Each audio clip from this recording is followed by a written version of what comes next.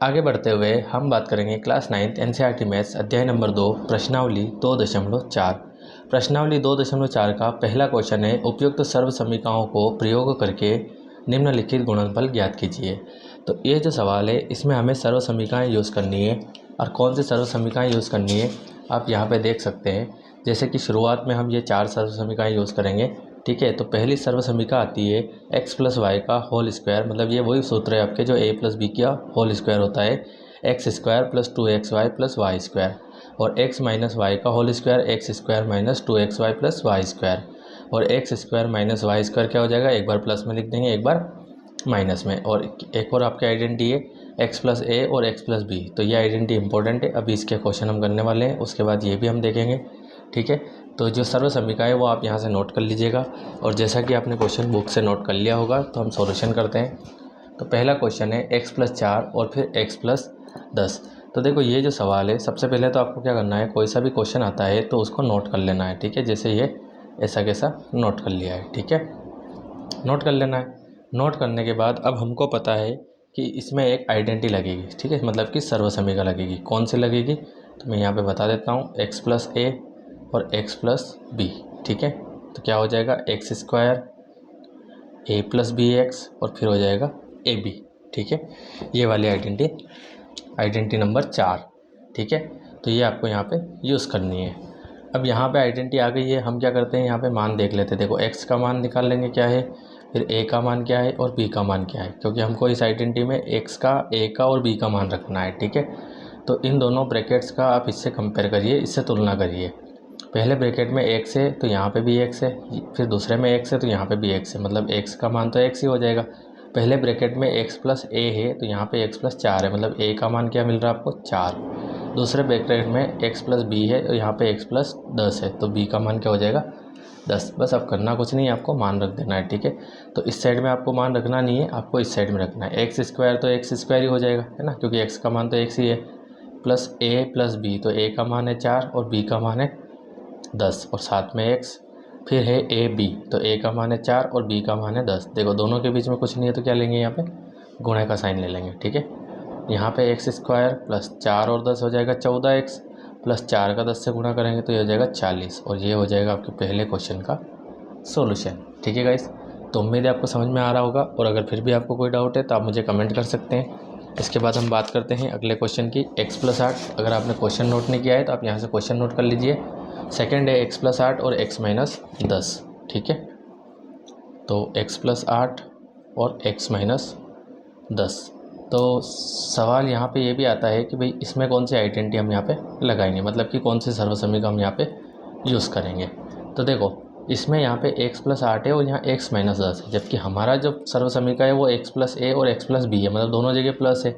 लेकिन हमारा जो सवाल है उसमें तो एक में माइनस आ रहा है। तो ऐसी कंडीशन में क्या करेंगे, तो देखो सर्व समीकरण आपको यही लगानी है, बस जिसका जो मान माइनस में है वो माइनस में रख देंगे।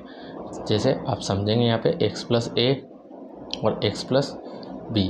तो खोलते हैं एक्स स्क्वायर ए प्लस बी एक्स, फिर क्या हो जाएगा ए बी, ठीक है। तो मान रख देंगे x की जगह x का मान, फिर a का मान और फिर b का मान। तो देखो x का मान तो आप समझ में आ गया होगा आपको, x है।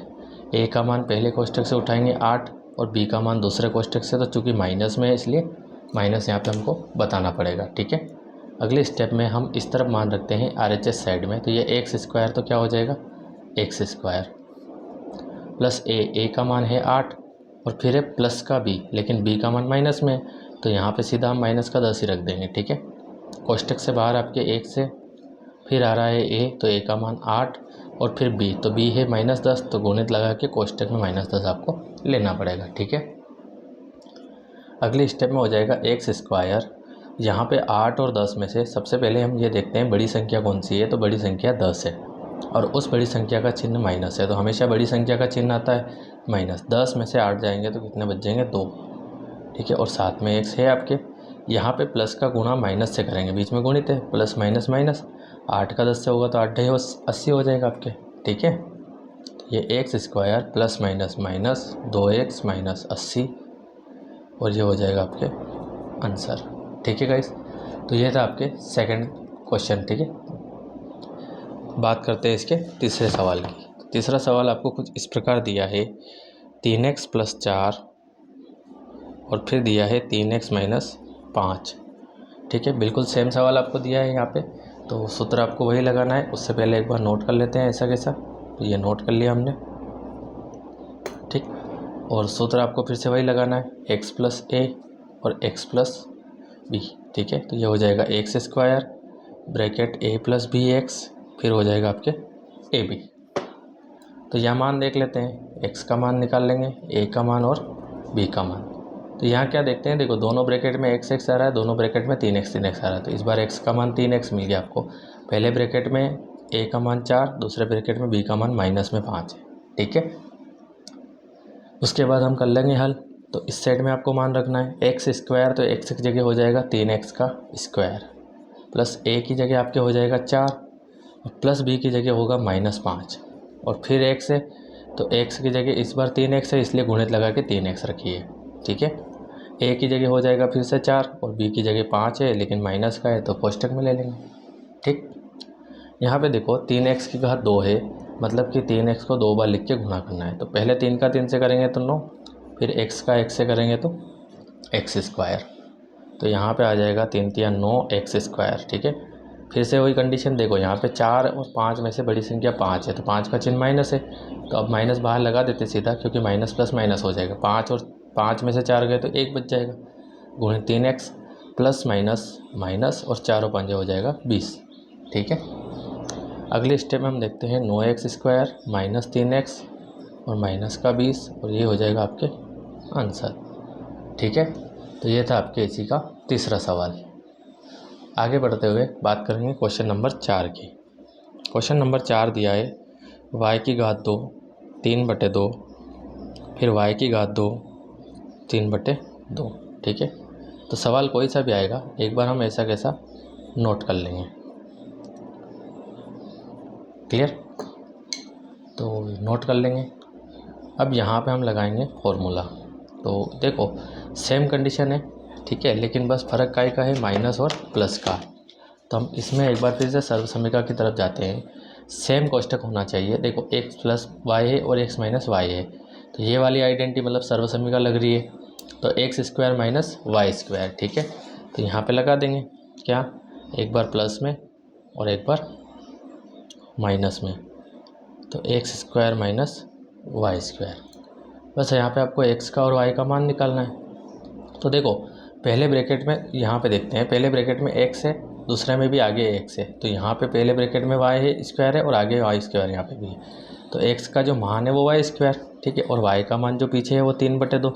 इस बार हम माइनस का नहीं रखेंगे, क्योंकि हम सूत्र बिल्कुल सेम लगा रहे हैं। जब हम सूत्र सेम नहीं लगाते हैं तो हमको माइनस का वैल्यू जो है रखनी पड़ती है। ठीक है, तो यहाँ पे हल करते हैं, x की घात 2 है तो x की जगह क्या आ जाएगा y²।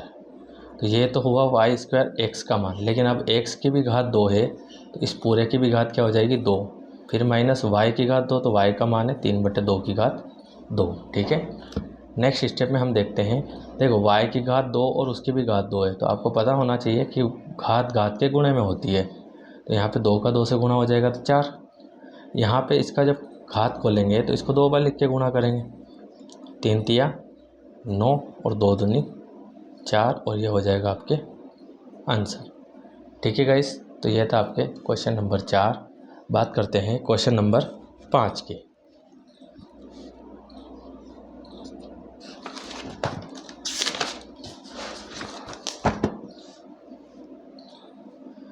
क्वेश्चन नंबर 5 आपको दिया है 3 - 2x और 3 + 2x। तो 3 - 2x और 3 + 2x। ठीक है, तो फिर से इसमें हम सूत्र की बात करते हैं, तो सर्वसमीका नंबर हमको जो अभी 3 क्वेश्चन में हमने लगी थी वही लगने वाली है। जैसे आगे सेम संख्या है और पीछे सेम संख्या है, सॉरी इससे पहले वाला जो सूत्र लगाया था वही लगेगा। ठीक है, बस थोड़ा सा क्या है कि उसमें प्लस वाली संख्या पहले थी, माइनस पीछे था, तो इसमें भी हम कर सकते हैं अगर आपको करना है तो, और अगर आप नहीं करना चाहते तो ऐसे भी आप सूत्र डायरेक्ट लगा सकते हैं, कोई दिक्कत नहीं है। ठीक है, तो यहाँ पे देखो x + y और x - y बराबर क्या हो जाएगा, x² - y²। ये यहाँ पे लग जाएगी सर्वसमीका। तो अब इसमें हम मान देख लेते हैं x का मान कौन सा है और y का मान कौन सा है। देखो आगे x आ रहा है तो x का मान 3 हो जाएगा, पीछे आ जाएगा आपके 2x जो कि y का मान है। ठीक है, तो यहाँ पे हम देखते हैं क्या देखेंगे, तो देखो एक्स स्क्वायर की जगह आपको रख देना है 3। इससे पहले हमको ऐसा दिया हुआ था, हमने ऐसा बनाया था, सॉरी ऐसा दिया हुआ था ऐसा बनाया था, इस बार भी ऐसा दिया है ऐसे ही बनाना है, कन्फ्यूजन हो गया था।